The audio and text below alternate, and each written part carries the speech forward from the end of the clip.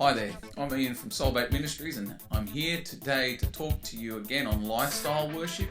Today we want to talk about communication. Stay tuned.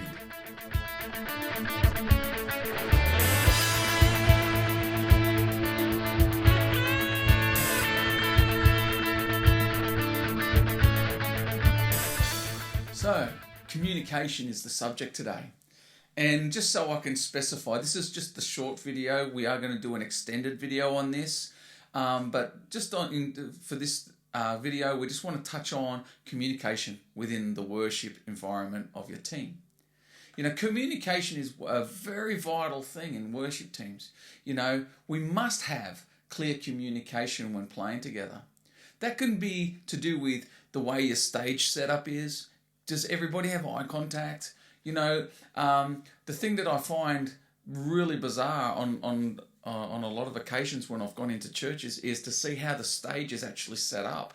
You know, there is really no eye contact with all the members of the band, you know, and generally, yeah, if you haven't got eye contact, well then how can you communicate? How can you work together musically? You see, there's got to be the reason I say that is there has to be a lead instrument. And so with that lead instrument, every person that's on that platform must have eye contact to be able to have clear communication, to be able to play together.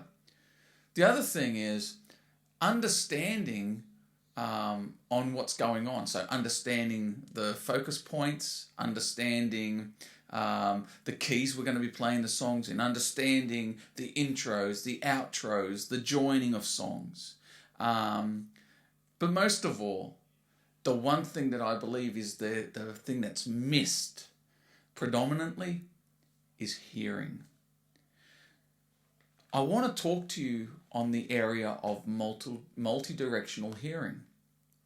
This was the first thing that I was taught when I started in the worship ministry.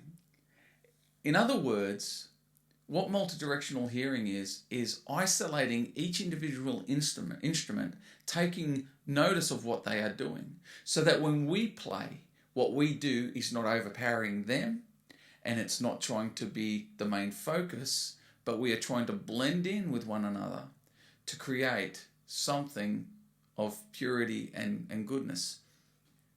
I'll give you an example. The analogy I like to use is like we're all painters, we're all artists. We all have a paintbrush and we have this one big canvas, and it's like we're all adding our own textures, our own ideas to this canvas. But nothing stands out more than the other thing. In fact, it all blends together and creates this one great masterpiece. And that's how we should be in our bands. And the only way you can have that is by having clear communication. You know, we have to make sure that we are all using the same chord sheets, for instance. How many times have you been in a service and you'll get to a part of the service and you can hear, oh, man, the bass is not playing the same as what the keyboard's doing, or the guitar's not playing the same chords as what the keyboard's doing. You know, we have this clash. It was really funny. I went into a church service one day and we were just visiting, and I talked to the musicians afterwards, and when they showed me their chord sheets, they had all downloaded the chord sheets to this one particular song off the internet, but they hadn't got them from the same sites. So although they were in the same key, they had some that had extra chords in it. You know, you can get these ones that are a little bit more complicated with their chords and have a little bit more texture with their chords. Some of them had that, some of them had just the basic pattern, and so they were clashing when they were playing. I mean, the important thing is, if you're going to play a song and you're going to use chord sheets, make sure you use the same chord sheets. So communicate, you know that.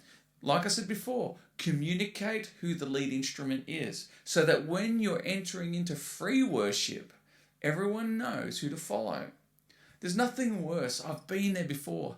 You know, you enter into free worship, you want to break out of the song format because otherwise it's not free worship. And so you need that lead instrument. But if you don't know who that lead instrument is, then you've sort of got the chordal instruments like the guitar or the keyboard playing the thing, but sometimes they're playing two different things and you go, well, who do I follow? So it's really important that we, again, communicate who the lead instrument is, and that's the person we follow. It doesn't mean that there's no room for the other person to express themselves while in free worship and start prophesying and take it somewhere else, but we must be all in unity in that particular area and have multi-directional hearing, listening to what's going on around about us. And when we hear another instrument rising up, that's where we've got to go, there's something on that, let's follow that. Okay, so it's clear communication. You know, when this is applied to your worship, when it's applied to your worship team, I'm telling you, you will function smoothly, you will be more accurate at your worship, and God will move in your meetings. So this is a time for you now to sit down with your worship team and start to discuss some things that can maybe give you clear communication within your team. Think, number one, stage setting. How's your stage set up? I'll give you one example of a really good stage setup, and there's many ways you can do it, but this is just one of many. One of the best structures of a stage setup would be to have it as a semicircle. So you'd have your drums, your bass here, your guitar here, and then your keyboard off to the side. And if you've got any other kind of instruments, you can put them off the side, and then have your singers in the center, where you can all communicate with your eyes and have clear, visible communication. Okay, so talk about these things amongst yourselves, and talk about how you can be better at communicating within the service and when you're flowing, and who is your lead instrument. If you haven't got a lead instrument, make a lead instrument. I'll give you another example of a lead instrument when the teams I work with. Generally, I'm a worship leader and I play guitar. So when I'm leading worship, I like to be able to control that where the Spirit's going, because I'm the leader. I'm the one that's seeking God on where we need to lead the service. So I would be the lead instrument.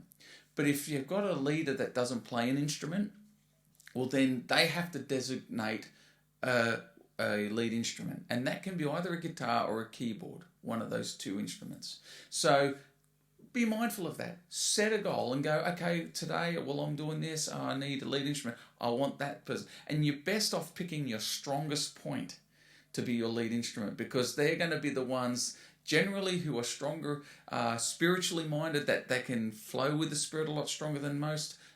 They're the ones you want to look for, because they're going to lead you where it really needs to go. I hope this has blessed you. I hope this helps you, but I do guarantee one thing. If you apply this to your worship team, you will see results. Have a great day. This is Ian from Soulbait Ministries on Lifestyle Worship. See you next time.